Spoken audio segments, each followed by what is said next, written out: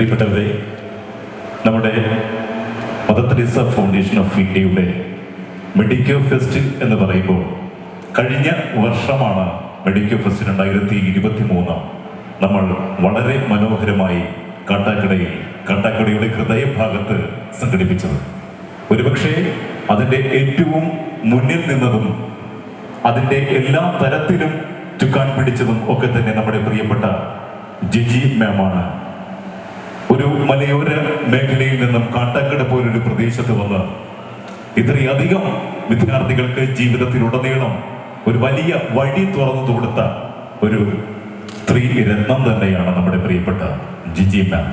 ഇപ്പൊ കഴിഞ്ഞ വർഷം താര നിബിഡമായിരുന്നു നമ്മുടെ ഈ മെഡിക്കോ ഫെസ്റ്റ് എന്ന് പറയുന്നത്. അപ്പൊ അതിനൊക്കെ കൂടെ നിന്ന് നമ്മുടെ പ്രിയപ്പെട്ട ചങ്കുകളെ,